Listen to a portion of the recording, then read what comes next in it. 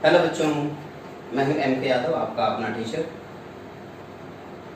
पहली बार मैं आपकी क्लास में आया हूं। ये फर्स्ट क्लास है मेरी आप लोगों के लिए। मैं उम्मीद करूंगा कि आज के लेक्चर में मैं जो कुछ भी पढ़ाऊंगा इस पूरे सेशन में, जो कि आप लोग 9th स्टैंडर्ड को अच्छे से क्लास अच्छे से करके, और मैं उम्मीद करूंगा कि अच्छे से आप अच्छे मार्क्स से पास भी होंगे। और अब आप 10th में आने वाले हैं, तो 10वीं क्लास, क्योंकि अब आप बड़े हो गए, 10th स्टैंडर्ड में आ गए, तो इसलिए मैं आपको पहले कुछ बातें बता दूं अपने फर्स्ट क्लास में। बात ये है कि हम लोगों को लगता है कि 9th स्टैंडर्ड में जो हम लोगों ने पढ़ा है, जिस तरीके से साइंस हमने पढ़ी है, 2-4 इतनी पतली सी बुक थी, उसको याद कर लिया, उसको रट लिया, मैम ने या सर ने पढ़ा दिया और जाकर के पेपर दे दिया और पास हो गए। साइंस ये नहीं। जरा आप समझने की कोशिश कीजिए, साइंस क्या है। आपके आसपास जो कुछ भी हो रहा है, कुछ भी, वो सब कुछ साइंस है। लेकिन आपको रात में नींद नहीं आ रही है तो क्यों नहीं आ रही है, वो भी साइंस है। आप रात में सपने में भूत प्रेत के सपने देखते हैं तो वो भी साइंस है। इवन कि आप खाना बनाने के लिए आप किचन में जाते हैं, मम्मी खाना बना रही होती है, तो वहाँ पे कुछ खुशबू आती है, वो सब क्यों आती है, वो सब भी साइंस है। चलते समय फिसल के गिर गए, क्यों गिरे, वो भी एक साइंस है। हर एक लाइफ का हर एक पार्ट, हर एक मोमेंट पे कहीं ना कहीं साइंस है। बस हमारी प्रॉब्लम यह है कि हम साइंस को एक सब्जेक्ट मानकर उसको रटने की कोशिश करते हैं और उसमें बस पास होने की कोशिश करते हैं। साइंस को अपने लाइफ से रिलेट कीजिए, उसे फील कीजिए। सच बता रहा हूं, मजा आ जाएगा। आप सोच रहे होंगे कि जितना इंटरेस्टिंग मैं साइंस को बता रहा हूं, क्या सच में उतनी ही इंटरेस्टिंग साइंस है?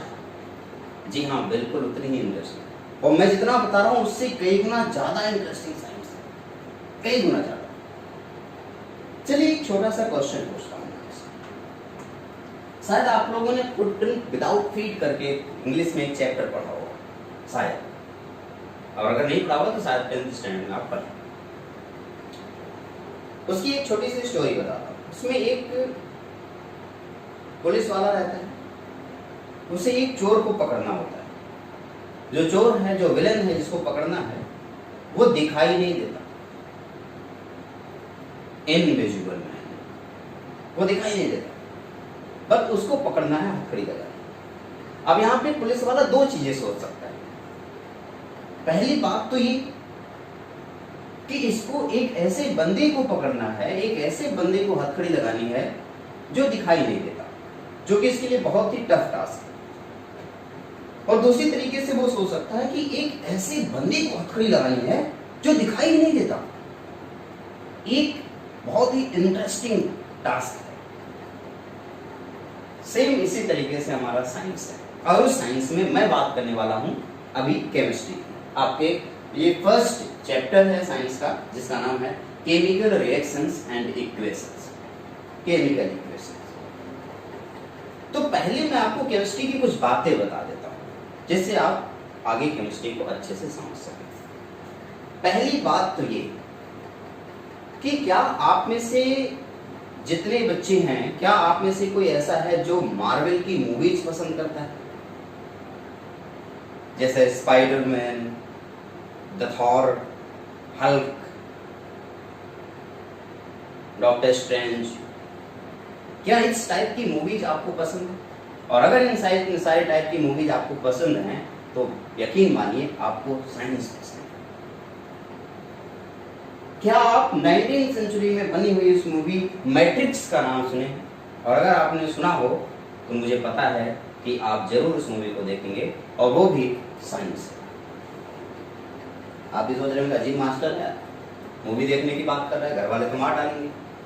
नहीं, मैं उन मूवीज की बात कर रहा हूँ जिसे देख करके आपके अंदर कुछ बनने की पावर है, कुछ लालसा होगी कुछ बनने की, कुछ कर दिखाने, कुछ नया, जबरदस्त, कुछ अलग, लोगों से हटके,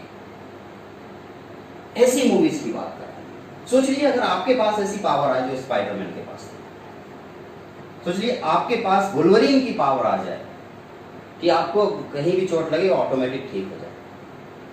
क्या ये पॉसिबल हो सकता है? क्या ये हो सकता है वैसे? जी हाँ, अल्बर्ट आइंस्टाइन की थियरी है, हम जो कुछ भी सोच सकते हैं वो सब कुछ हो सकता है। यानी कि ये सारी चीजें पॉसिबल है, सारी चीजें हमारे दिमाग से रिलेट करती हैं। आइए केमिस्ट्री के बारे में कुछ बात करते हैं कि केमिस्ट्री क्या है। आप में से कुछ लोगों को केमिस्ट्री बोरिंग लगती होगी, सबसे घटिया सब्जेक्ट लगता है।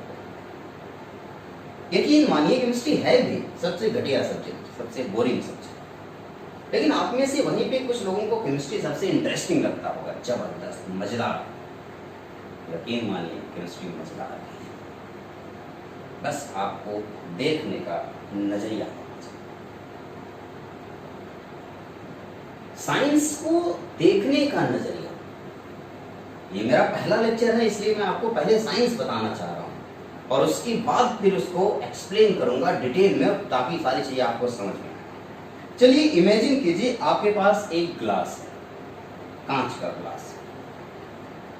सब लोग अपने अपने दिमाग में इमेजिन शुरू कर दें। आपके पास एक कांच का ग्लास है, उस कांच के ग्लास में आधा मैंने पानी भर दिया और आप में से सबसे मैंने क्वेश्चन पूछा कि एक कांच का ग्लास देख करके आपको क्या लग रहा है? सोचिए अपने अपने दिमाग में उसका आंसर देखिए। एक पहला ऑप्शन ये है कि आप ये सोच सकते हैं कि ये कांच का ग्लास है जिसमें जो आधा खाली है, आधा खाली कांच का ग्लास। आप में से कुछ ये सोच सकते हैं कि ये कांच का ग्लास है जो आधा पानी से भरा हुआ है। दो टाइप के सोच हो सकती है आपकी। या तो आपने सोचा कि ये आधा खाली है, या तो आपने सोचा कि कांच का ग्लास आधा भरा हुआ है। ये है हमारी सोच। एक ही चीज को दो लोगों ने दो अलग अलग तरीके से सोचा। जिसने सोचा ये आधा ग्लास खाली है वो नेगेटिव सोच रहा है, अपने दिमाग से वो नेगेटिव, उसी चीज को नेगेटिव सोच रहा है। हर सिक्के की दो पहलू होता है, एक पॉजिटिव एक नेगेटिव। दूसरे बच्चे ने, जिसने ये सोचा कि ग्लास आधा भरा हुआ है, उसने पॉजिटिव सोचा। सोच दो तरीके की, एक पॉजिटिव एक नेगेटिव। लेकिन यकीन मानिए कोई भी कभी परफेक्ट नहीं होता। तो ये जो सोच है ये भी कभी परफेक्ट नहीं है। दोनों में से किसी का आंसर परफेक्ट नहीं है। बट अगर मैं देखूं कि कंपेयर करूं कि कौन सा करेक्ट आंसर होगा, तो दोनों में पॉजिटिव थॉट जो है वो करेक्ट आंसर होगा, यानी कि ग्लास आधा पानी से भरा हुआ। बट दोनों में से इससे भी ज्यादा करेक्ट आंसर आ सकता है कि एक बंदा ये सोचे कि वो ग्लास पूरा भरा हुआ है, जिसमें आधा पानी है और आधा एयर। हाफ ग्लास पानी से भरा हुआ है, हाफ ग्लास एयर से भरा हुआ है, लेकिन ग्लास खाली नहीं है। क्या आप में से कोई ऐसा सोचा? यकीन मानिए जिसने ये दिमाग में अपने आंसर लाया होगा, जिसने ये सोचा होगा, वो आगे चल के फ्यूचर में बहुत बड़ा साइंटिस्ट या बहुत बड़ा डॉक्टर या इंजीनियर बनने वाला है। क्योंकि आपकी थॉट, आपकी सोच दूसरों से। केमिस्ट्री भी कुछ ऐसी है। मैं केमिस्ट्री का टीचर हूं, हो सकता है आपको पूरी साइंस में ही पढ़ाऊं। केमिस्ट्री में हमें उन सारी चीजों के बारे में पढ़ना होता है जो दिखाई नहीं देता। जो दिखाई ही नहीं देता, हमें उसके बारे में पढ़ना है। अब केमिस्ट्री को सोचने वाला दो तरीके से सोच सकता है, यार हमें वो पढ़ना है यार जो दिखाई नहीं देता। क्यों पढ़ूं, जब दिखता ही नहीं तो मैं क्या जरूरत है पढ़ने की? नहीं यार, मजा नहीं आता। अच्छा, दूसरा बंदा क्या सोच सकता है? दूसरा सोच सकता है, यार केमिस्ट्री वो है, हमें उनके बारे में पढ़ना है जो दिखता ही नहीं है। इंटरेस्टिंग। दो तरीके से आपको एक टास्क दिया जा रहा है, एक टफ टास्क, इंटरेस्टिंग टास्क, उसको करने में मजा लीजिए या आप उसे बोर होकर करिए। दोनों काम हो सकता है। आपकी मर्जी, आप कैसे चाहते हैं। अगर आपको उसके मजे के साथ पढ़ते हैं, डेली लाइफ में यूज होने वाली सारी चीजों को साइंस के नजरिए से देखते हैं, तो समझ जाइएगा कि आप साइंस के पढ़ने के लायक हैं। आपने बहुत सारे गेम खेले होंगे, उस गेम में साइंस है, बट आपको पता नहीं चलता कि क्या सच में वो साइंस है। मैं बात कर रहा हूं उस कोयले के जलने की। जब ये कोयला जल रहा है, एक बात याद रखिए, कोयला हम इसे कोल बोलेंगे। कोई भी चीज जो काला हो समझ लेना उसमें कार्बन है। कोई भी चीज, मतलब मैं ऐसी बात नहीं कर रहा कोई बंदा अगर काला है तो कार्बन से ना, नहीं, मतलब ऐसी बात। कोई भी चीज, कोई भी थिंग अगर काली है, कोई भी थिंग्स अगर काली ब्लैक थिंग्स है, समझ जाना उसमें कार्बन है। सपोज मेरा ये शर्ट, ब्लैक शर्ट आपको दिख रहा है, इसका मतलब इसमें कार्बन है। रिमोट आपको दिख रहा है, दैट मीन्स इसमें कार्बन। कोई भी चीज काली है मतलब कार्बन। तो ये कोयले को जलाना, आप देखेंगे जब मैं कोयले को जलाता हूं हमें क्या फील होता है। कोयले को जलाएंगे तो आपको एक रोशनी मिलेगी, कैंडल जलाने से रोशनी मिलती है, लाइट, और साथ ही साथ हीट भी मिलती है। आसपास का टेम्परेचर हाई हो जाता है, गर्म हो जाता है, माहौल गर्म हो जाता है। और कुछ देर के बाद आप देखते हैं सब कुछ धीरे धीरे खत्म हो जाता है और ये कोयला राख में कन्वर्ट हो जाता है। आपको लग रहा होगा ये क्यों होता है। देखिए, एक बच्चा और एक साइंटिस्ट का जो क्वेश्चन होता है वो सेम होता है, कब, क्यों, कहां, कैसे, ये क्वेश्चन। जब तक आपके दिमाग में कब, क्यों, कहां, कैसे वाला क्वेश्चन नहीं आएगा, आप एक अच्छे साइंस के स्टूडेंट नहीं बन सकते। कोई बच्चा इसी को जलते हुए कोयले को, इस जलते हुए कोयले को देख करके क्या कह सकता है। जो बच्चा इस जलते हुए कोयले को नॉर्मली हो गया यार कोयला है, लकड़ी है तो जलेगा, लेकिन कुछ लोगों के दिमाग में आएगा यार ये जल रहा है तो हीट क्यों दे रहा है, ये फ्लेम क्यों निकल रही है, ये सारी चीजें क्यों हो रही है। कुछ देर के बाद अचानक से इससे हीट निकलना बंद क्यों हो जाएगा, ये जलना क्यों बंद हो जाता है। आप लोगों को लगेगा यार ये तो बेवकूफी वाला क्वेश्चन, ये कौन सा क्वेश्चन, ये तो लकड़ी है तो जलेगी। यकीन मानिए जिसके दिमाग में ये क्वेश्चन आया वही साइंटिस्ट। एक बच्चा और एक साइंटिस्ट दोनों का क्वेश्चन सेम। यहाँ पे लकड़ी का जलना एक तरीके का केमिकल प्रोसेस है और कुछ देर के बाद जब लकड़ी जल चुकी होगी तो सारा प्रोसेस खत्म हो चुका होगा और एक राख बची होगी, ओल्ड एश। चलिए दूसरा ऑप्शन लेते हैं। आपने दही देखा है, दही कैसे बनता है, दूध से। आपने दूध को फ्रिज कर दिया, काफी देर के बाद आप देखें रात भर उसे फ्रीजर में रखने के बाद सुबह देखेंगे तो दही बन चुकी है, कर्ड। मिल्क का कर्ड में कन्वर्ट होना। आपको क्या लगता है कि क्यों हो गया, आखिर ऐसा क्या। पानी को रखते हैं तो वो नहीं बनता, दूध को रखने से दही बन गया, दूध को रखने से मिल्क से कर्ड बन गया, बट वाटर के रखने से नहीं हुआ। ऐसा क्यों हुआ। आपने अपने घर में देखा होगा कि कभी कभी दूध फट जाता है, तो आप कोई मम्मी से पूछिए मम्मी दूध आखिर फटा क्यों, मम्मी कहेंगे बेटा काफी देर से गर्म नहीं किया गया था, या बॉयल नहीं किया गया था, या ये रीजन था, काफी दिनों का दूध पड़ा हुआ था इसलिए फट गया। मम्मी से पूछिए ये मुझे पता है कि काफी दिनों से रखा हुआ था इसलिए फट गया, गर्म नहीं किया गया था इसलिए फट गया, लेकिन क्यों, आपने मेरे क्यों का आंसर नहीं दिया।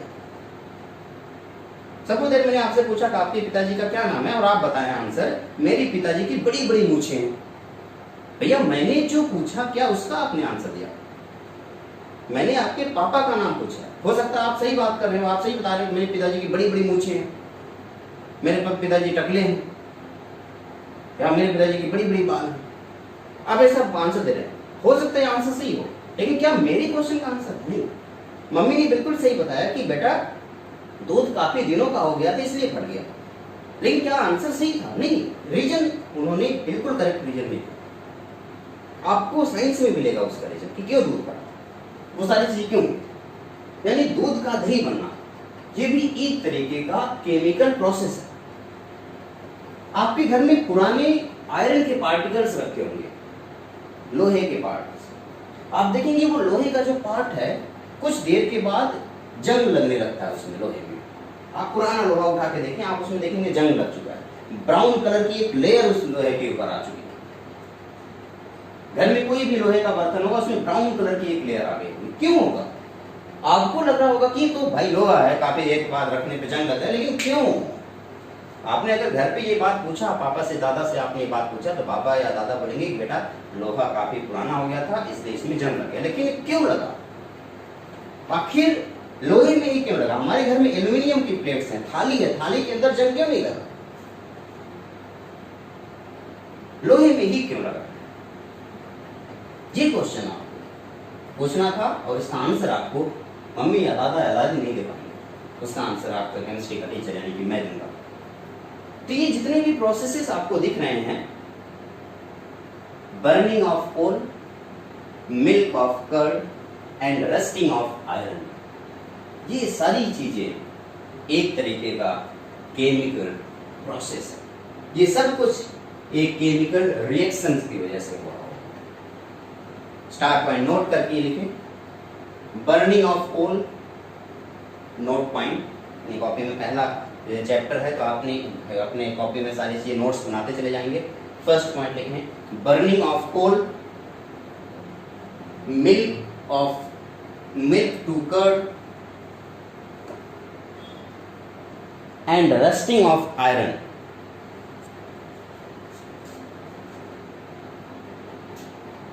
All are a chemical process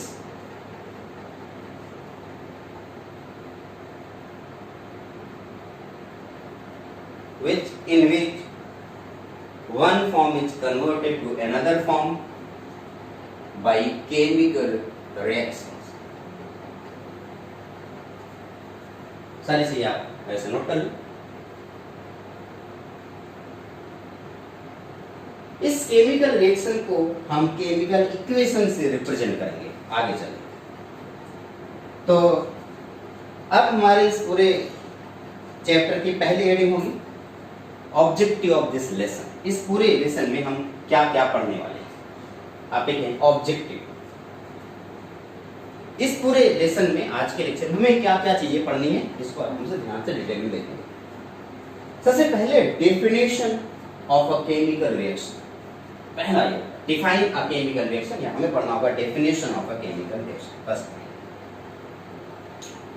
next point, explain the symbolic representation of a chemical reaction. किसी भी केमिकल रिएक्शन, हमें तो पता चल गया चलो ये सारी चीजें केमिकल रिएक्शन के थ्रू हो रही है, लेकिन उस केमिकल रिएक्शन को सिंबॉलिक रिप्रेजेंटेशन कैसे दिया जाए, कैसे हम उसको रिप्रेजेंट करेंगे कॉपी में। मैं आपसे कह रहा हूं कि दूध का दही बनना, जरा आप कॉपी में लिखोगे, आप लिखोगे दूध का दही बनना, नहीं मिल्क टू कर्ड, नहीं मिल्क टू कर्ड नहीं लिखेंगे। आप क्या लिखेंगे, आप लिखेंगे एक रिएक्शन। केमिस्ट्री के लैंग्वेज में क्या लिखेंगे वो हम सीखेंगे। Next, identify the component in a chemical reaction. उस केमिकल रिएक्शन में कौन कौन से कंपोनेंट हैं उसको आइडेंटिफाई करेंगे। Next, explain how to write a chemical reaction. Chemical reaction को किस तरीके से लिखेंगे उसको हम सीखेंगे, उसको मैं एक्सप्लेन करूंगा। And last one is balance a chemical reaction. एक केमिकल रिएक्शन को किस तरीके से बैलेंस करना है। आज के लेक्चर में हम क्या क्या सीखेंगे, आज का हमारा ऑब्जेक्टिव है define a chemical reaction, explain the symbolic representation of a chemical reaction, identify the component in a chemical reaction, explain how to write a chemical reaction and balance a chemical reaction. ये सारी चीजें आज के lecture में पढ़ेंगे। आप इनको अपनी कॉपी पे नोट करते हैं, या आप चलिए मैं एक कॉर्नर में जा रहा हूँ, अगर आपको नोट करने में दिक्कत तो आप इसे स्क्रीनशॉट ले लीजिए, 3 उंगलियों वाला वो स्क्रॉल करते हैं स्क्रीनशॉट। ओके, ये ऑब्जेक्टिव एक एक को डिटेल में पढ़ने की कोशिश करेंगे, ठीक है। तो ये सारे ऑब्जेक्टिव मैं उम्मीद करूंगा कि आप लोगों ने इन सारे ऑब्जेक्टिव को क्या कर लिया होगा, नोट कर लिया होगा। तो एक एक चीज को हम डिटेल में पढ़ेंगे। सबसे पहले क्या होगा, डिफाइन अ केमिकल रिएक्शन। आइए एक केमिकल रिएक्शन को डिफाइन करने की मैं कोशिश करता हूं।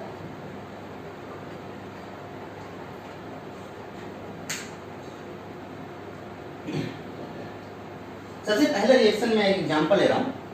सबसे पहला एग्जांपल है zinc reacts with dilute sulphuric acid to form zinc sulphate and hydrogen. ये जो आपको एक लाइन लिखी हुई है ना, देखें ये तो लाइन लिखी हुई है, zinc reacts with a diluted sulphuric acid to form zinc sulphate and hydrogen. ये लाइन है, इस लाइन को समझने की कोशिश करें। मैंने सबसे पहले एक बीकर लिया, एक फ्लास्क लिया, जिस फ्लास्क के अंदर हमें रिएक्शन कराना है। ओके, सबसे पहला काम है आपने एक फ्लास्क ले लिया, उस फ्लास्क में, उस कोनिकल फ्लास्क में आप जिंक ग्रेन्यूल्स डाल दें, जिंक के छोटे छोटे टुकड़े करके या छोटा छोटा पीस करके उसमें डाल दीजिए। डाल दिया, क्या किया आपने ग्लास का एक छोटा सा कॉनिकल फ्लास्क लिया और उस कॉनिकल फ्लास्क में आपने जिंक ग्रेन्यूल्स डाल दिए, आपने जिंक के छोटे छोटे टुकड़े करके उसमें डाल दिए। अब आप क्या करेंगे, आप देखेंगे कि इस जिंक में क्या क्या करना था, जिंक को रिएक्ट करना था डाइल्यूट सल्फ्यूरिक एसिड से। तो रिएक्शन से पहले हमने क्या किया, उसको 2 होल वाला रबर कॉर्क लगा दिया। अब आपके दिमाग में आएगा 2 होल का ही क्यों, 2 ही होल क्यों, मैं अभी बताता हूँ। आपने क्या किया, रबर कॉर्क लगा दिया। इससे क्या होगा कि इसके अंदर जो भी कुछ हो रहा होगा वो बाहर नहीं जाएगा। पहला काम क्या किया, आपने कॉनिकल फ्लास्क ले लिया और उस कॉनिकल फ्लास्क में जिंक ग्रेन्यूल डाल दिया। अब उसको मैंने क्या किया, एक रबर कॉर्क से इसको पैक कर दिया। रबर कॉर्क से पैक करने से फायदा क्या होगा, फायदा ये होगा कि इसके अंदर जो कुछ भी हो रहा होगा वो बाहर नहीं जाएगा। अब आप सोच रहे होंगे कि सर रबर कॉर्क तो समझ में आ गया, 2 होल का क्या मतलब है। तो उस 2 होल में एक होल में हम थर्मामीटर डालेंगे। आप सोच रहे हैं थर्मामीटर क्या होता है, आपको पता ही है, जब कोई फीवर होता है किसी को या कोई बीमार होता है तो डॉक्टर थर्मामीटर उसके बॉडी में यहाँ पे मुंह में डालता है या फिर कहीं किसी पार्टिकल गर्म जगहों पर लगाता है और जैसे अंडर आर्म में ऐसा देता है। तो उससे क्या होता है कि आपकी बॉडी का टेम्परेचर पता चलता है। तो थर्मामीटर का मतलब होता है टेम्परेचर मापने वाला डिवाइस। तो थर्मामीटर एक टेम्परेचर मापने वाला डिवाइस है। थर्म एंड मीटर, थर्म का मतलब टेम्परेचर, मीटर का मतलब नापने वाले डिवाइस। तो ये थर्मामीटर कहलाता है। आप सोच रहे होंगे सर ये पहले वाले में तो थर्मामीटर ठीक है, दूसरे वाले में जरा बताइए, दूसरा जो होल था 2 होल है ना, एक होल में तो आपने थर्मामीटर डाल दिया, तो दूसरा होल कहाँ पे, दूसरे होल में आपने क्या डाला जी, दूसरे होल में हमने इस तरीके से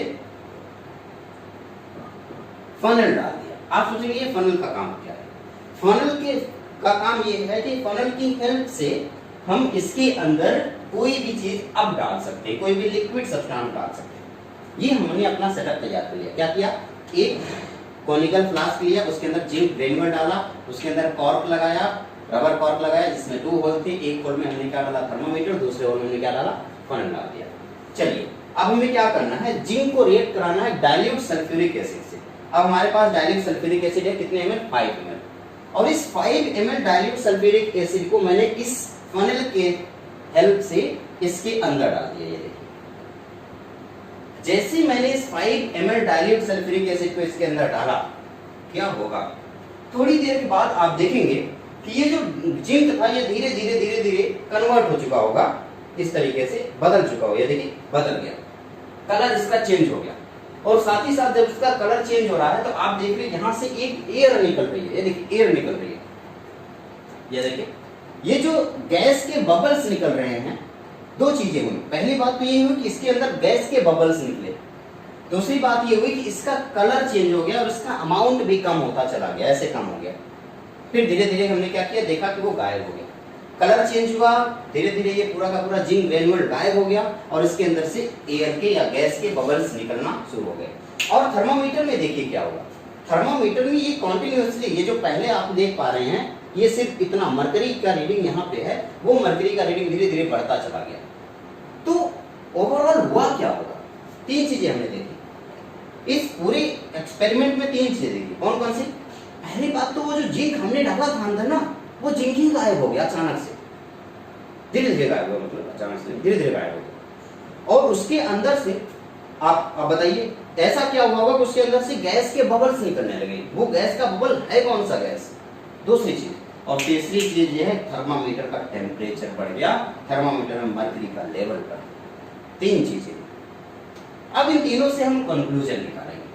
कंक्लूजन ये हुआ कि आपने जिंक ग्रेन्यूल को, जब यहाँ पे जिंक ग्रेन्यूल है, उस जिंक ग्रेन्यूल को देखा कि वो जिंक ग्रेन्यूल 2 चीजों में कन्वर्ट हुआ होगा, एक है जिंक सल्फेट और दूसरा है hydrogen gas. Oh my God, वो जो गैस था वो गैस नहीं, वो हाइड्रोजन गैस था। कौन सा गैस था, वो हाइड्रोजन गैस। और जो जिंक ग्रेन्यूल जो अलग कलर में चेंज हो गया था, वो कौन सा कलर था, वो जो अलग सब्सटेंस में चेंज हो गया था, वो कुछ और नहीं था बल्कि क्या था, जिंक सल्फेट। इस रिएक्शन से आप देखेंगे जिंक ग्रेन्यूल 2 चीजों में कन्वर्ट हो गया, इसमें हाइड्रोजन गैस में और साथ ही साथ जिंक सल्फेट में कन्वर्ट हो गया। मैं समझ सकता हूं कि आप अपनी इस बार अपने दिमाग में सारे पिक्चर्स बना रहे होंगे कि कैसे कैसे ये सारे एक्सपेरिमेंट हो रहे होंगे और इससे जो प्रोडक्ट बना होगा वो कैसे कैसे हो रहा होगा। मैं समझ रहा हूं कि आप दिमाग में ये सारी पिक्चर बना रहे हैं। अब आप जरा देखें, आप कहेंगे कि यार यही तो है एक तरीके का केमिकल रिएक्शन, यही तो एक केमिकल प्रोसेस है, यही है केमिकल रिएक्शन। तो अगर आपसे कोई क्वेश्चन पूछे what is chemical reaction, definition लिखना है केमिकल रिएक्शन का, लिखें हेडिंग डालें केमिकल रिएक्शन एंड इसमें लिखें अ chemical reaction involves a change in the physical and chemical properties, the composition and the physical state of the substance. फिर से note करें, मैं धीरे धीरे बोल रहा हूं। A chemical reaction involves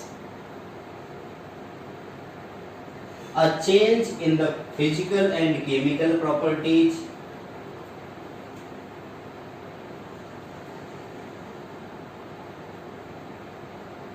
the composition and the physical state of the substance.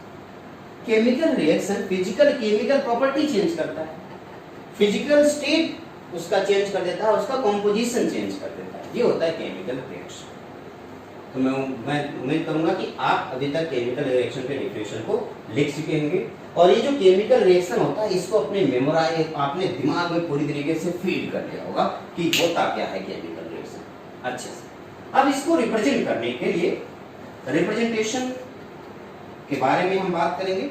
हम बात करेंगे कि कैसे हम इसको रिप्रेजेंट करते हैं। आइए देखते हैं how to represent a chemical reaction symbolically. हमारा नेक्स्ट हेडिंग है how to represent a chemical reaction symbolically. Symbolically यानी कि सिंबल की हेल्प से हम केमिकल रिएक्शन को कैसे रिप्रेजेंट करेंगे। आप जरा ध्यान से देखें, हम एरो यूज करेंगे, एरो बताएगा। देखिए यहां से दो चीजें, इस तरफ मैंने ए लिखा है प्लस बी लिखा है, ए और बी आपस में रिएक्शन करेंगे इसलिए हम इसको रिएक्टेंट नाम देंगे। एरो से सीओडी लिखेंगे, एरो के बाद सीओडी, सीओडी हमारा ये प्रोडक्ट कहलाएगा क्योंकि ये बन रहा है। तो रिएक्टेंट क्या होगा, एरो के लेफ्ट हैंड साइड वाला रिएक्टेंट कहलाएगा, एरो के राइट हैंड साइड वाला प्रोडक्ट कहलाएगा। ओके, बात समझ आ रहा है। ये है रिएक्टेंट और ये है प्रोडक्ट। ये पूरी तरीके से आपका एक केमिकल रिएक्शन को सिंबॉलिकली रिप्रेजेंट करने का तरीका है। देखें, a chemical equation is a symbolic representation of the reactant and the product using their chemical formula. Symbolic representation of chemical reaction heading है आपका, हेडिंग है symbolic representation of chemical reaction और उसमें आप ये लिखें line the chemical equation is a symbolic representation of reactant and product using their chemical formula। तो यहाँ पे आपने रिएक्टेंट किसको बोला, जो एरो के लेफ्ट साइड में है, दो जो पहले स्टार्टिंग में थे, दोनों आपस में रिएक्शन करेंगे और इनके रिएक्शन से प्रोडक्ट बनके तैयार होगा। तो यहाँ पे रिएक्शन किनके बीच में हुआ, जरा आप देखें। आप कहेंगे सर हमने तो जिंक को डाइल्यूट सल्फ्यूरिक एसिड में मिलाया या डाइल्यूट सल्फ्यूरिक एसिड को जिंक में मिलाया। स्टार्टिंग में क्या था आपके पास, जिंक था, उसमें आपने डाला क्या, डाइल्यूट सल्फ्यूरिक एसिड। तो बताइए रिएक्टेंट कौन होगा, आप कहेंगे zinc and dilute sulphuric acid reactant होगा। अभी जो प्रोडक्ट बनेगा, जो फॉर्म होगा वो प्रोडक्ट कहलाएगा। प्रोडक्ट क्या है, आप कहेंगे zinc sulphate and hydrogen gas, ये आपका प्रोडक्ट है। इस लाइन को जरा देखें, यही तो एग्जांपल था हमारा, zinc reacts with dilute sulphuric acid to form zinc sulphate and hydrogen. तो स्टार्टिंग में कौन था, आप कहेंगे जिंक, और कौन था, डाइल्यूट सल्फ्यूरिक एसिड। बना क्या, टू फॉर्म क्या फॉर्म कर रहा है, जिंक सल्फेट एंड हाइड्रोजन। यानी कि ये जिंक और डाइल्यूट सल्फ्यूरिक एसिड क्या है, ये दोनों रिएक्टेंट हैं और आप देखेंगे zinc sulphate and hydrogen gas क्या है, ये एक प्रोडक्ट। अब इसको हम इनकी फॉर्मूला से, इनके मॉलिक्यूलर फॉर्मूला से रिप्रेजेंट करने की कोशिश करेंगे। सबको पीरियोडिक टेबल पता है और सबको पता है जिंक को रिप्रेजेंट करने का तरीका है Zn। Zn से क्या मतलब, ये जिंक।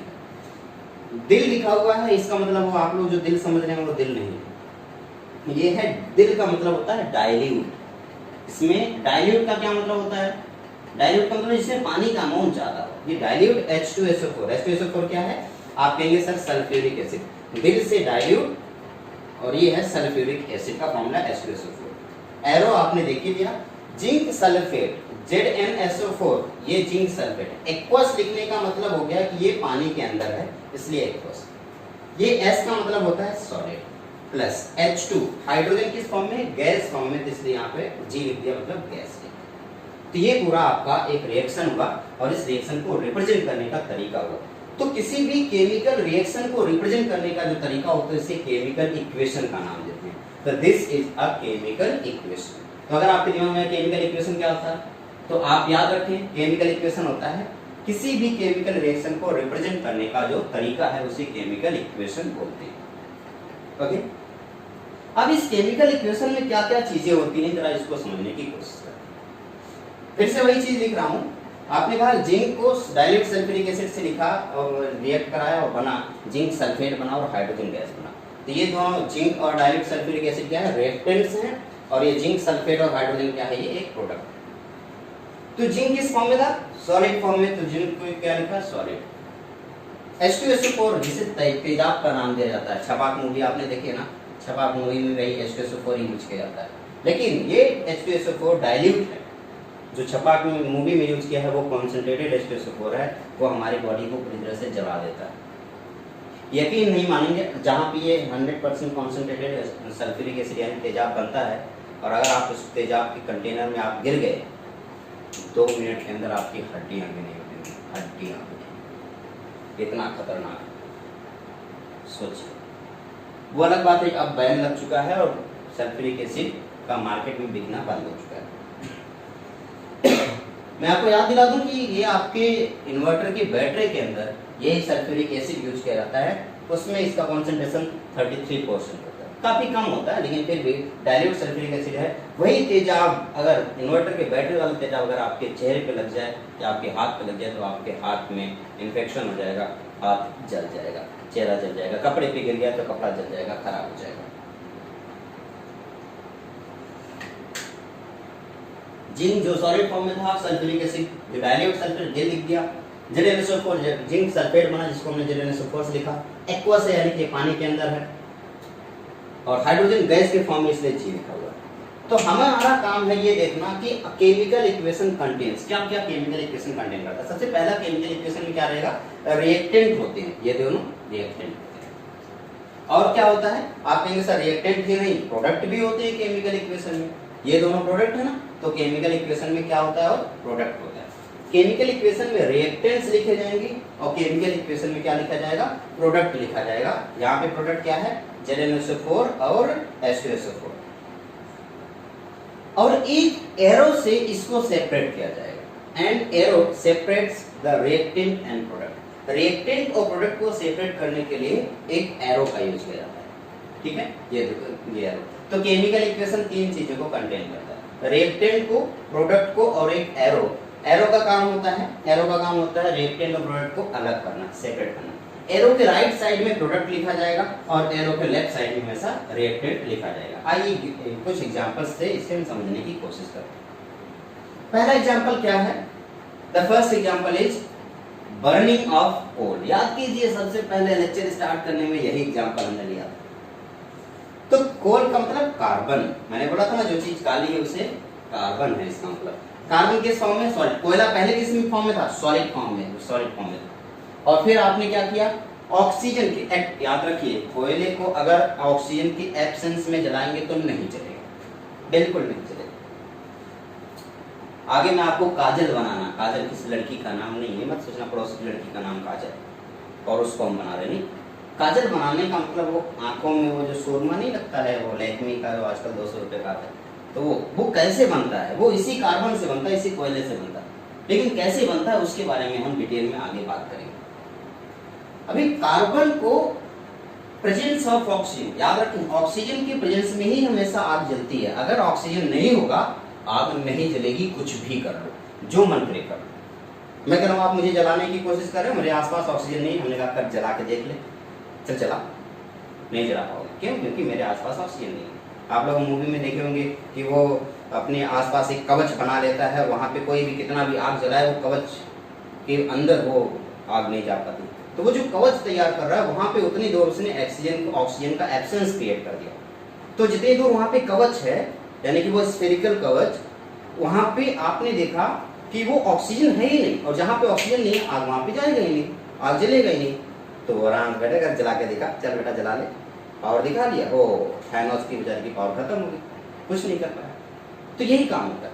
तो कार्बन ऑक्सीजन के साथ रिएक्शन करता है, कार्बन डाइऑक्साइड बनाता है। वही कार्बन डाइऑक्साइड जो रोज आप पैदा करते हैं। अच्छा, आप सोच रहे हैं कैसे पैदा करते हैं? आप ऑक्सीजन लेते हैं और कार्बन डाइऑक्साइड निकालते हैं, तो यही कार्बन डाइऑक्साइड है जो आपकी बॉडी भी बना रही है, और ये बाहर भी बनता है कार्बन ऑक्सीजन के साथ मिलकर के कार्बन डाइऑक्साइड।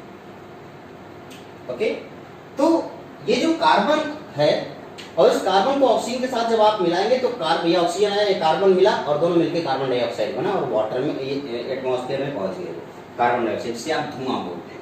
तो जो कार्बन डाइऑक्साइड है वो कुछ और नहीं है, वही धुआं है जो यहाँ पे जलने के बाद निकल रहा होता है। तो कार्बन और ऑक्सीजन को आपने रिएक्शन कराया और क्या बन गया? Carbon dioxide. तो रिएक्टेंट कौन होगा? कार्बन है, ऑक्सीजन। प्रोडक्ट क्या होगा? Carbon dioxide. तो आपने कहा सर यहाँ पे रिएक्टेंट है कार्बन और दूसरा रिएक्टेंट है ऑक्सीजन, लेकिन प्रोडक्ट एक अकेला ही है, और वो कौन सा प्रोडक्ट है? Carbon dioxide. ये अकेला सिंगल प्रोडक्ट। तो रिएक्टेंट हो गया और वो प्रोडक्ट हो गया। ओके, तो यहाँ पे आपने रिएक्टेंट देखा और प्रोडक्ट देखा। इस तरीके से ये पहला एग्जांपल था रिएक्शन के केमिकल इक्वेशन को रिप्रेजेंट कैसे करते हैं। दूसरा मैं कुछ और तरीका आपको बता दूं कि केमिकल इक्वेशन में क्या क्या चीजें होती हैं और उसको कैसे कैसे रिप्रेजेंट करते हैं। ओके, देखिए सबसे पहले केमिकल इक्वेशन में सॉलिड अगर कहीं लिखा हो तो उसको एस से, ब्रैकेट के अंदर एस लिखा जाएगा। अभी थोड़ी देर पहले जिंक के नीचे हमने छोटा सा एस लिखा था, इसका मतलब वो क्या है? सॉलिड। अच्छा, अगर कहीं पे कोई चीज लिक्विड फॉर्म में होगा तो उसे क्या लिखा जाएगा? एल लिखा जाएगा, इसका मतलब वो लिक्विड फॉर्म में। अगर वो गैस के फॉर्म में होगा तो क्या लिखा जाएगा? जी लिखा जाएगा। अगर वो एक्वस सॉल्यूशन यानी कि पानी के अंदर मिला करके किसी सॉलिड को सॉल्यूशन बनाया गया तो उसे एक्वस बोलते हैं। पानी के अंदर किसी सॉलिड को मिलाया गया तो एक्वस बोलते हैं, उसे एक्वस सॉल्यूशन को AQ लिखा जाता है। गैस का प्रोडक्ट है तो उसको एक एरो से, ऐसे एरो से ऊपर की तरफ जाते हुए, ऐसे एरो से ऊपर की तरफ जाते हुए दिखाया जाएगा। क्यों ऊपर की तरफ जा रहा है? गैस कहाँ जाता है? ऊपर की तरफ। तो गैस ऊपर की तरफ जाता है इसलिए अप एरो दिखाया जाता है।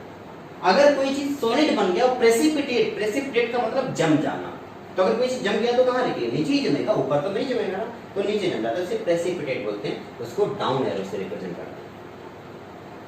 और हमें केमिकल रिएक्शन के डायरेक्शन की बात करें तो केमिकल रिएक्शन का डायरेक्शन है कि केमिकल क्या मिलके क्या बना रहा है, किस डायरेक्शन में केमिकल जा रहा है, रिएक्शन जा रहा है, उसको इस एरो से रिप्रेजेंट करते हैं, जो कि भी थोड़ी देर पहले आपने देखा, ये वाला एरो। ये एरो आपका केमिकल रिएक्शन का डायरेक्शन रिप्रेजेंट करता है। इस तरीके से वो सारी चीजें हमने सीख ली। अब एक छोटी सी बात यहाँ पे ये देखेंगे कि अगर आपके पास यहाँ पे आयरन रखा हुआ है, रस्टिंग ऑफ आयरन, मैं आपको समझाने की कोशिश कर रहा हूँ। इस चेंबर में आयरन रखा हुआ है और यहाँ पे पानी है। पानी को गर्म करेंगे तो क्या होगा? आपको पता है पानी को गर्म करते हैं तो भाप बनती है, यानी कि स्टीम। तो यहाँ पे वाटर को हीट किया और एक स्टीम तैयार हुई। ये जो स्टीम आगे बढ़ेगी तो किससे जाके मिलेगी? आयरन से मिलेगी। आयरन से जब मिलेगी तो आयरन किसमें कन्वर्ट होगा? आप कहेंगे सर आयरन ऑक्साइड में कन्वर्ट हो जा रहा है और हाइड्रोजन गैस मिल रहा है। यहाँ पे आयरन था, वो आयरन हाइड्रोजन वाटर के वेपर के साथ मिला और आयरन ऑक्साइड बना लिया। एक बार आप वापस इसे नोट कर लें कि कैसे हो रहा है। अब देख लें, ये नोट करने की जरूरत नहीं है, आपको बस ये लिखना है, स्टार पॉइंट बनाना, लिखना है solid iron reacts with steam to form solid iron oxide and hydrogen gas. Star point बनाए और लिखें इस बार, solid iron reacts with steam to form solid iron oxide and hydrogen gas। ये वाटर स्टीम, इस वाटर को गर्म किया, स्टीम बना, उस स्टीम से आगे पास किया तो आयरन का, इस प्रोसेस को चर्निंग ऑफ आयरन या आयरन चर्निंग बोलते हैं। तो आयरन को वाटर के लिए, देखो आयरन किस फॉर्म में था? सॉलिड फॉर्म में था। वाटर का क्या है? गैस यूज किया जा रहा है, स्टीम यूज किया जा रहा था। अगर लिक्विड यूज करते तो क्या लिखते? एल लिखते। क्योंकि स्टीम यूज कर रहे हैं, वो स्टीम ही आगे भाप की जा रही है आगे, तो उसे हम जी लिखते हैं। यहाँ पे जो बन रहा है आयरन का, क्या बन रहा है? ऑक्साइड। तो आयरन का ऑक्साइड है Fe3O4। अभी इसका फॉर्मूला अभी आप ऐसे देखेंगे, ये एस है। और हाइड्रोजन गैस बन रहा है, हाइड्रोजन को जी। अभी आप सोच रहे हैं सर हमें पता नहीं है कि आयरन के ऑक्साइड का फॉर्मूला क्या होगा, कैसे आयरन का ऑक्साइड बनेगा। अभी बस आप इन सारी चीजों को ऐसे लिखें, आगे आने पे हम सारी चीजों को डिटेल में बताएंगे कि कैसे कोई फॉर्मूला जनरेट होता है, कोई फॉर्मूला कैसे बनता है। यहाँ पे Fe3O4 ही क्यों बना, Fe2O3 क्यों नहीं बन गया, या इस टाइप की सारी चीजें मैं आपको आगे बताऊंगा। अभी बस आपको ऐसे याद रखना। तो यहाँ पे नोट पॉइंट क्या लिखा आपने? Solid iron reacts with steam to form solid iron oxide and hydrogen gas. नीचे ये रिएक्शन लिख दीजिए, 3Fe solid plus 4H2O gas gives या फिर arrow Fe3O4 solid plus H2 gas. नो आप ये लाइन लिखेंगे, इस लाइन के नीचे एक इक्वेशन लिखेंगे। ये डायग्राम तो मैं आपको समझाने के लिए बना रहा हूँ, आप याद रखिए कोई फिगर आपको बनाने की जरूरत नहीं है, मैं आपको बस समझाने के लिए सारी चीजें यूज कर रहा हूँ। तो मैं उम्मीद करूंगा अभी तक आपने जितनी भी चीजें मैंने आपको पढ़ाई वो सारी चीजें आपने सीख ली।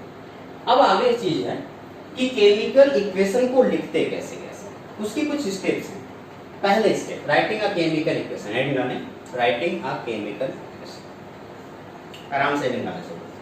बहुत ही मजेदार चीज है यार, थोड़ा समझने की कोशिश करो कि ऐसे क्यों हो रहा है ये सारी चीजें, दमदार चीज है, मजा आ जाएगी इसे समझेंगे तो। सबसे पहला हेडिंग क्या है, राइटिंग अ केमिकल इक्वेशन। उसका पहला step, symbolic representation of chemical reaction. पहला काम होगा सिंबॉलिक रिप्रेजेंटेशन। आपने रिएक्शन को क्या किया, जैसे जैसे भी थोड़ी देर पहले बताया था ना, कार्बन के लिए C, सॉलिड है तो S लिख दिया, इसके साथ रिएक्शन करा ऑक्सीजन के साथ तो O2 क्या है, गैस है तो G लिख दिया। आगे क्या बना, कार्बन डाइऑक्साइड, कार्बन डाइऑक्साइड क्या होता है, गैस होता है, G लिख दिया। ओके, दूसरा स्टेप, जैसे A2 + B2 गिव्स A2B, ये आपका एक सिंबॉलिक रिप्रेजेंटेशन हो गया। दूसरी स्टेप में balancing a chemical equation. Step number 1 क्या था, सिंबॉलिक रिप्रेजेंटेशन। स्टेप नंबर 2 क्या है, बैलेंसिंग अ केमिकल रिएक्शन। दोनों पॉइंट आप लिख दिए, दोनों स्टेप लिख दिए।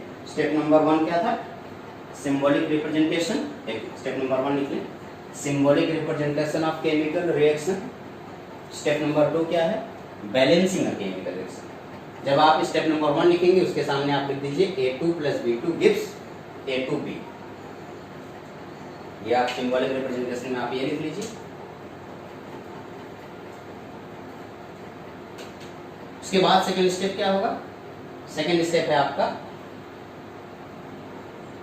Balancing a chemical reaction. आप उस केमिकल रिएक्शन को बैलेंस करेंगे, तो उसके नीचे आपने लिख दिया 2A2 + B2 गिव्स 2A2B। ये तो बस एक एग्जांपल, अभी ये बस एक जनरल फॉर्म है, अभी एग्जांपल मैं लेकर तो समझाने की कोशिश करूंगा। तो बैलेंसिंग अ केमिकल इक्वेशन हम समझने वाले। आपने पहली चीज तो आपने बड़े आराम से समझ ली, सिंबॉलिक रिप्रेजेंटेशन आपको आ गया, बस बैलेंसिंग नहीं आया। तो हमारा अगला टॉपिक होगा आपका balancing a chemical reaction.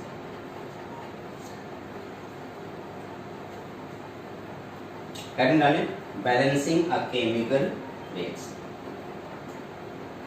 Chemical equation और बैलेंसिंग अ केमिकल रिएक्शन और केमिकल इक्वेशन। उसमें सब हेडिंग रहेगा law of conservation of mass. पहले हेडिंग है sub heading law of conservation of mass. उस लॉ, आपको पता है law of conservation of mass क्या है, यानी कि the chemical reaction, the total mass of reactant and product should be equal.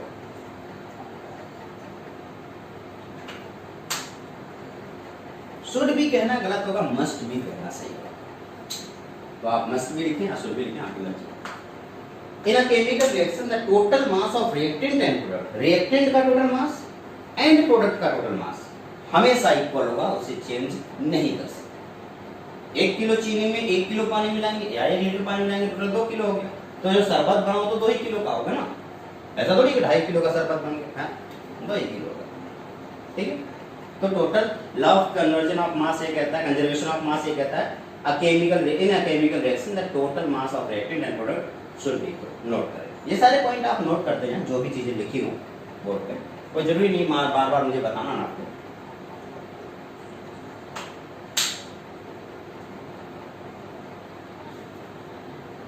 Okay, note कर लिया,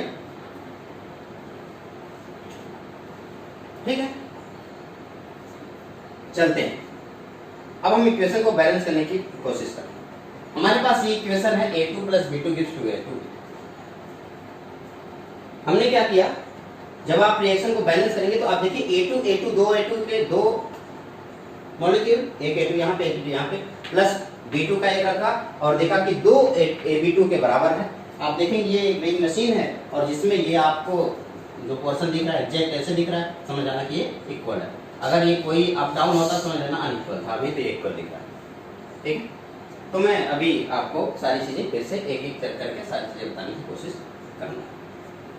याद रखिए, चाहे लेफ्ट हैंड साइड हो चाहे राइट हैंड साइड है, दोनों के नंबर ऑफ एटम बराबर होने चाहिए, क्योंकि अगर नंबर ऑफ एटम बराबर नहीं हुआ तो आप ये समझ लीजिए कि कोई भी चीजें बैलेंस नहीं होगी। तो बैलेंसिंग ऑफ केमिकल इक्वेशन का कौन कौन से स्टेप इन्वॉल्व होंगे इसके बारे में हम बात करेंगे। Step involves in balancing a chemical equation. पहली बात, step involves in balancing of chemical, ये हमारा आखिरी टॉपिक है। इसके बाद आज का लेक्चर खत्म होगा और बड़े प्यार से हम लोग कल या फिर आने वाले दूसरे लेक्चर में कोई बात करेंगे, इंटरेस्टिंग टॉपिक्स के बारे में बात करेंगे। अभी तो ये तो बेसिक है, आपको सीखना है। जैसे जैसे आप आगे बढ़ते जाएंगे आपको पूरे पर डे की लाइफ में आप अपने आप को केमिस्ट्री से रिलेट कर पाएंगे और आप देखेंगे चलते हुए आपको रास्ते में केमिस्ट्री दिखेगा, सोते बैठते उठते जागते आपको केमिस्ट्री दिखेगा। वो सारी चीजें मैं आपको सिखाऊंगा, लेकिन अभी बेसिक चीजें आपको इससे सीखना चाहिए। Step involves in a balancing of chemical equation. कौन कौन सी स्टेप इन्वॉल्व होते हैं, हेडिंग डाल दिया आपने और अब आप लिखेंगे determine the reactant and product. सबसे पहला काम आपको क्या करना होगा, determine the reactant and product. आपको ये पता करना होगा कौन सा रिएक्टेंट है कौन सा प्रोडक्ट है। स्टेप नंबर 2 है count the number of atom of each element on both side. दूसरा स्टेप है कि दोनों साइड में टोटल नंबर ऑफ एटम कितने हैं उसको आपको क्या करना होगा, काउंट करना होगा। This is the second step. पहले स्टेप में आपने क्या किया, पहले स्टेप में रिएक्टेंट प्रोडक्ट पता किया, दूसरे स्टेप में आपने क्या किया, इन दोनों को काउंट किया। Step number 3 select the element that occur the least. जो सबसे कम एलिमेंट होगा उसको सेलेक्ट करना। आप देखेंगे कौन सा एलिमेंट है जिसमें कम है, चाहे लेफ्ट हैंड साइड में हो चाहे राइट हैंड साइड में, आप उसको पहले देख लें कि कौन सा एलिमेंट है, उसको सेलेक्ट कर लें कि सबसे कम अमाउंट में पाया जाने वाला कौन सा एलिमेंट है। आप ये 3 स्टेप अच्छे से समझ चुके होंगे। पहले स्टेप में आपको क्या करना है कि रिएक्टेंट और प्रोडक्ट देखना है। दूसरे स्टेप में आपको क्या करना है, आपको देखना है कि रिएक्टेंट के कितने नंबर ऑफ मोल्स हैं, प्रोडक्ट के कितने नंबर ऑफ मोल्स हैं। तीसरे में आप इनको एक जगह काउंट करके लिख लेना है। तीसरे स्टेप में आप क्या करेंगे, आप देखेंगे कि जो सबसे कम है उसको आप नोट करेंगे। तो तीनों स्टेप को एक बार आप वापस से लिख लें, नोट कर लें, ठीक है। कौन कौन सा स्टेप इन्वॉल्व हो रहा है उन सारे स्टेप को आप नोट करें। हेडिंग डाली होंगी कि कौन कौन सा आपने लॉ ऑफ कंजर्वेशन ऑफ मास को भी लिख लिया, नोट कर लिया। अब हम स्टेप के बारे में बात करेंगे, बैलेंसिंग ऑफ केमिकल इक्वेशन की कौन कौन सा स्टेप इन्वॉल्व होगा। स्टेप नंबर 1 नोट करें, determine the reactant and product. Step number 1 determine the reactant and product, note कर लिया। आप देखेंगे कौन रिएक्टेंट है कौन प्रोडक्ट है, इसको डिटरमाइन करेंगे। Step number 2 count the number of atoms of each element on both side. दोनों साइड के टोटल नंबर ऑफ एटम को काउंट करेंगे और उसको एक जगह पे लिख देंगे। दूसरा स्टेप नोट करें, count the number of atoms on each element on both side. देखिए दोनों स्टेप, दोनों जितने भी एटम हैं सारे एटम को आप क्या करेंगे, काउंट करेंगे और इस तरीके से एक टेबल बना लेंगे नंबर ऑफ एटम का। आप एक तरफ एटम्स लिखेंगे, लेफ्ट हैंड साइड में कितने एटम है, राइट हैंड साइड में कितने एटम है, आप इसको काउंट करेंगे। देखिए ये एरो है, एरो का लेफ्ट हैंड साइड में ए कितना है, क्या क्या है, ए बी सी डी, तो आपने ए बी सी डी लिख दिया। ए कितने हैं, एक अकेला एटम है ए का, तो लेफ्ट हैंड साइड में एक है। ए राइट हैंड साइड में कितना है, आप देखेंगे एक ही है तो एक ही लिख दिया। लेफ्ट हैंड साइड में बी कितना है, 2 बी है, यहाँ पे 2 लिखा हुआ, दैट मींस 2 बी है, तो आपने 2 लिख दिया। राइट हैंड साइड में बी देखिए कितना है, 2 है, तो आपने 2 लिख दिया। लेफ्ट हैंड साइड में सी कितना है, 1 है, तो सी लिख दिया। राइट हैंड साइड में सी कितना है, 1 सी यहाँ पे, 1 सी यहाँ पे, 2 है, तो 2 लिख दिया। लेफ्ट हैंड साइड में डी कितना है, 4 है। राइट हैंड साइड में डी कितना है, 1 2 1 3 4 3 7 7 हो गया, तो आपने 7 लिख दिया। तो ये आपने काउंट करके लिख दिया। अब आपको तीसरे स्टेप में क्या करना है, स्टेप नंबर 3 में select the element that occur at the least. कौन सा एलिमेंट जो सबसे कम है और कहाँ पे है। आप देखेंगे सबसे कम एलिमेंट आपको दिख रहा है कार्बन 1 है, जबकि इस तरफ 2 है। दूसरा है डी, इसमें 7 है इसमें 4, ये 2 एलिमेंट है जो कम है, इन्हीं दोनों को बैलेंस करना है। ओके, ये तीसरा स्टेप। आप तीसरे स्टेप को भी नोट करें, select the element that occur the least. Step number 3 हो गया सबों का। अब स्टेप नंबर 4 और सबसे last step, change the coefficient of molecule of a reactant and product. अब रिएक्टेंट और प्रोडक्ट के मॉलिक्यूल का कोफिशिएंट क्या करना है, चेंज करना है। ओके, तो एक काम करते हैं। सबसे पहला काम हमारे पास एक, अब एग्जांपल लिखें। एग्जांपल में क्या लिखेंगे, आप लिखेंगे a plus b2cd gives acd4 plus cd2 plus b2d। ये आप रिएक्शन एग्जांपल हेडिंग लिख के और आप ये रिएक्शन लिखेंगे। रिएक्शन के राइट हैंड साइड में कौन है? ये प्रोडक्ट, और लेफ्ट हैंड साइड में कौन है? रिएक्टेंट। तो आपका काम क्या होगा? नंबर ऑफ एटम रिएक्टेंट के क्या होगा? कौन कौन से एटम है, लेफ्ट हैंड साइड में कितने हैं और राइट हैंड साइड में कितने हैं, ये अनबैलेंस काउंट। इस तरफ आप देखेंगे राइट हैंड साइड के लिए नंबर ऑफ एटम्स, कौन कौन से एटम यूज हो गए हैं, लेफ्ट हैंड साइड में कितने हैं और राइट हैंड साइड में कितने हैं, आपने नोट कर लिया। अब आपको आप देख रहे हैं कि टोटल लेफ्ट हैंड साइड ज्यादा है, राइट हैंड साइड ज्यादा है। आप देखेंगे कि सर राइट हैंड साइड में 7, 10, 12 एटम है, यानी कि राइट हैंड साइड ज्यादा बड़ा है। लेफ्ट हैंड साइड में 4 एंड 4 8 एटम, इधर 12 है इधर 8 है, तो वेट किसका ज्यादा है? Right hand side. तो राइट हैंड साइड में आप देखें आपका वेइंग जो पोर्टल है वो धीरे से डाउन है, इस तरफ से। आप ये इक्वल होना चाहिए था, लेकिन ये इक्वल नहीं है, बल्कि इस तरफ ऐसे झुका हुआ है, इसका मतलब इस तरफ वेट ज्यादा है, तो इस तरफ वेट बढ़ना है। देखिए किसका वेट ज्यादा है, जिसका वेट इस तरफ ज्यादा है उसको उस तरफ भी ले जाके करना है। इधर आप देखेंगे नंबर ऑफ ए तो दोनों तरफ इक्वल है, कोई बात नहीं, बी भी दोनों तरफ इक्वल है, कोई बात नहीं, कौन सा? सी इस तरफ 2 है और इस तरफ 1 है। तुम्हें क्या कर लेना चाहिए? आप जरा मुझे बताइए, इस तरफ सी यहाँ पे क्या है? 2 है, और इस तरफ कितना है? 1 है। तो यहाँ पे सी दिख रहा है, लेफ्ट हैंड साइड में सी कहीं दिख रहा है? हाँ, ये देखिए सी। तो यहाँ पे हम 2 नहीं लगा सकते, हमें आगे ही, क्योंकि ये एक मॉलिक्यूल है तो यहाँ पे 2 बार लिखना पड़ेगा। जैसे मैंने यहाँ पे 2 से मल्टीप्लाई किया, जैसे यहाँ पे 2 से मल्टीप्लाई किया, सी तो इक्वल हो गया, लेकिन बी और डी डिस्टर्ब हो गया। देखिए जैसे इधर मल्टीप्लाई किया सी इक्वल हो गया, लेकिन बी कभी हो गया? बी कितना हो गया? बी 2 और 2, 2 2 जा 4, यानी कि बी हो गया आपका 4। ओके, डी कितना हो गया? डी 4 एंड 2, 4 2 जा 8, डी कितना हो गया? 8। अभी सी इक्वल हो गया, ए बराबर है बी और डी डिस्टर्ब हो गया। इस तरफ बी और डी का अमाउंट क्या हो गया? कम हो गया, इस तरफ बी और डी का अमाउंट ज्यादा हो गया।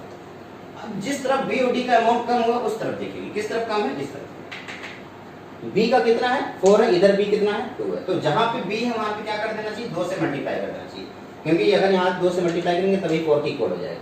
तो अगले स्टेप में हमें क्या करना चाहिए? 2 से मल्टीप्लाई करना चाहिए बी वाले पोर्शन। बी कहाँ पे? यहाँ पे। और जैसे मैंने बी से 2 से मल्टीप्लाई किया, तो आप देखेंगे बी में 2 से मल्टीप्लाई करते ही बी क्या हो गया? 4। तो राइट साइड में बी 4 है, लेफ्ट साइड में बी 4 है। राइट साइड में आप देखें, राइट साइड में ए क्या है? 1, लेफ्ट साइड में ए 1 है, इक्वल। बी राइट साइड में 4 है, बी लेफ्ट साइड में 4 है, इक्वल। सी राइट साइड में 2 है और लेफ्ट साइड में भी 2 है। डी राइट साइड में 8 है और लेफ्ट साइड में भी 8 है, यानी कि ए बी सी डी सारी चीजें इक्वल हो गई। एक बार फिर से देखते हैं ध्यान से। ए 1 इस तरफ ए और कहीं पे दिख रहा है? 1, हाँ 1 इक्वल है। बी 2 2 जा 4 बी, इस तरफ भी देखते हैं, 2 2 जा 4 बी सही है दोनों तरफ। सी 2 1 जा 2 2 सी है, इधर सी 1 सी इधर है, 1 सी इधर, 2 सी इधर भी है, बराबर। डी देखते हैं, 4 2 जा 8 डी, 4 डी 2 6 एंड 2 8। तो ए बी सी डी सब बराबर हो गए और आप कहेंगे अब ये रिएक्शन बैलेंस हो गया। तो हमारा सबसे पहला काम हुआ सिंबॉलिक रिप्रेजेंटेशन कर देना, उसके बाद उसको क्या कर लेना? बैलेंस कर देना। और जब एक बार रिएक्शन बैलेंस हो जाए तो आपको पता ही है हमें यही तो चाहिए था, रिएक्शन को हमें बैलेंस करना चाहिए था, और अब हम लोगों ने रिएक्शन को बैलेंस करना सीख लिया। Okay, the word of question, use coefficient only on the left of the symbols of element and compound. किसी भी कंपाउंड के सिर्फ लेफ्ट साइड में उस नंबर से मल्टीप्लाई करेंगे, राइट साइड में नहीं। इस बात को भी आप यूज करेंगे। अगर आपने लेफ्ट साइड पे लिखा है तो समझ लेना वो सही है, अगर आपने राइट साइड पे लिखा है तो गलत होगा, क्योंकि राइट साइड को कोई मतलब नहीं था। लेफ्ट साइड लिखने से हम ये सोच लेंगे कि आपने इसमें ये सारी चीजें मल्टीप्लाई की है, लेकिन अगर आपने राइट साइड ऐसे लिखा है तो आप समझ जाना कि आपने आंसर को गलत कर दिया, ये नहीं होगा। इस पॉइंट को आप जरा नोट कर लें। वर्ड ऑफ क्वेश्चन, आप इस पॉइंट को नोट करें। फर्स्ट वर्ड ऑफ क्वेश्चन क्या है? Use coefficient only the left of symbol of elements and compound. आप ये दोनों भी चीज लिख लें और इसको करेक्ट और इसको रॉन्ग कर लीजिए। First word of question please note करें इसे।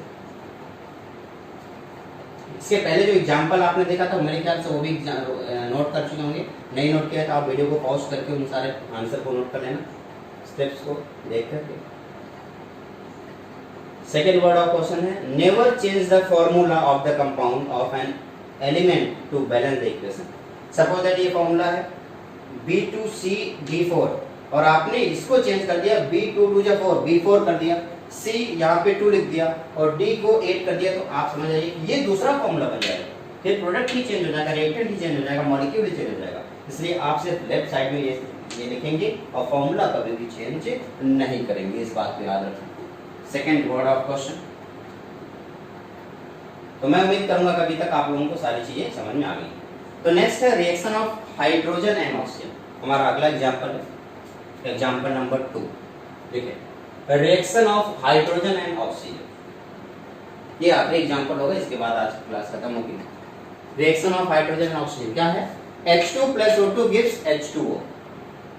आपको पता है ना हाइड्रोजन और ऑक्सीजन मिलेगा तो क्या बनेगा? पानी बनता है,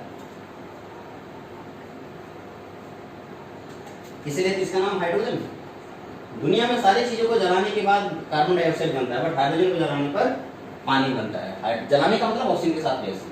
आइए देखते हैं। सबसे पहला काम, आपने इस वेइंग मशीन पे एक तरफ H2 और O2 रखा और दूसरी तरफ आपने क्या रख दिया? आपने H2O रखा। तो आप देखेंगे H2O2 वाला पड़ना भारी है, इसका मतलब इधर ज्यादा वेट है।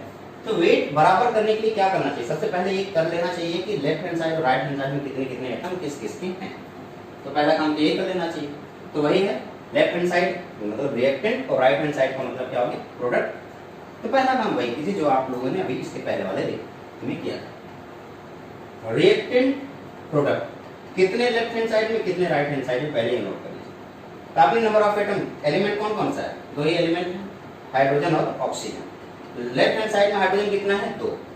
राइट हैंड साइड में कितने हाइड्रोजन है? 2। लेफ्ट हैंड साइड में ऑक्सीजन कितना है? 2। तो यहाँ पे लिखा हुआ है।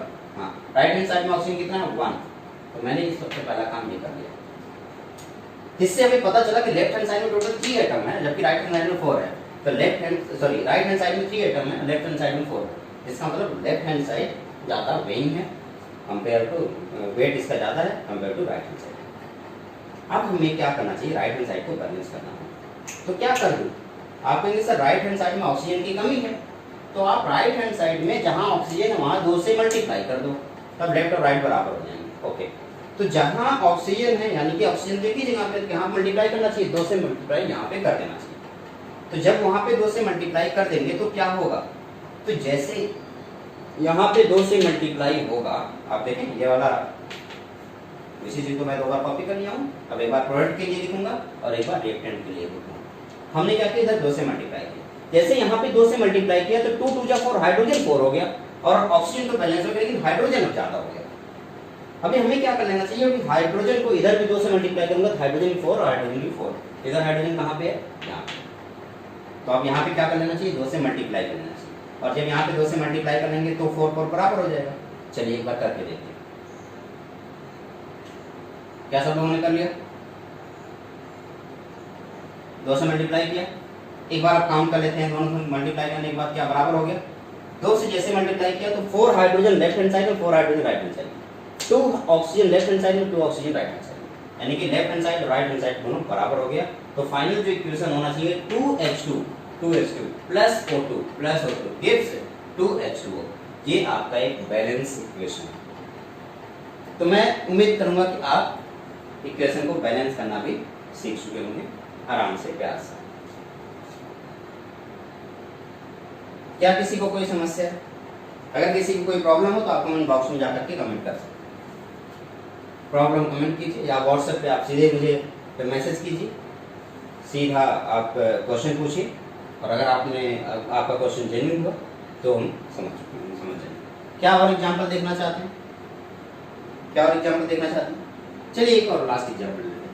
Combustion of ethyl alcohol. आइए इसे थोड़ा जल्दी देखते हैं। Combustion of ethyl alcohol. Ethyl alcohol का फॉर्मूला है CH3CH2H। अभी आपको बस फॉर्मूला में बता देना क्यों है, कहाँ से आया फॉर्मूला, इससे आपसे कोई मतलब नहीं। इथाइल अल्कोहल ऑक्सीजन के साथ कॉम्बिनेशन का मतलब ऑक्सीजन के साथ रिएक्शन करना और कार्बन डाइऑक्साइड बनाता है, प्रोडक्ट बनाता है, ये आप सबको पता है।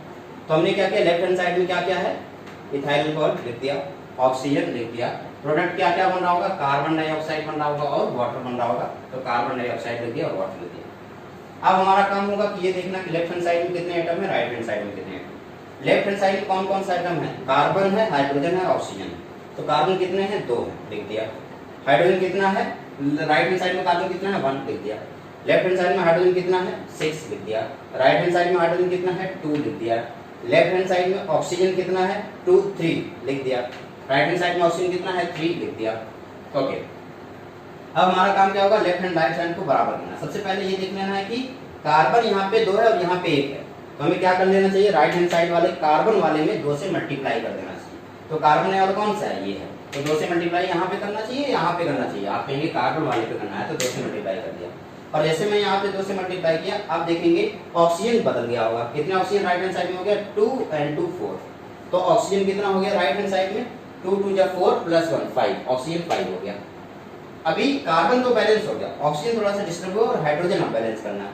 हाइड्रोजन देखेंगे राइट हैंड साइड में कितना है, 3 था, तो हमने 2 था तो 3 से मल्टीप्लाई किया, 6 हो गया।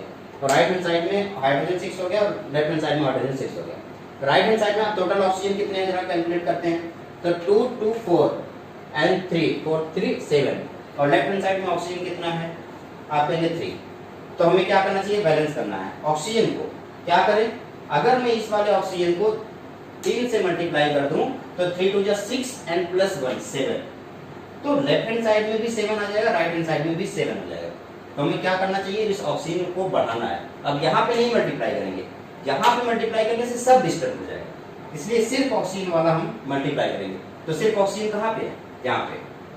क्या इस तरफ मल्टीप्लाई कर सकते हैं, नहीं कर सकते, क्योंकि यहाँ पे मल्टीप्लाई करेंगे कि ये पूरा का पूरा पोर्शन खराब हो जाएगा, इसलिए हम यहाँ पे मल्टीप्लाई करेंगे।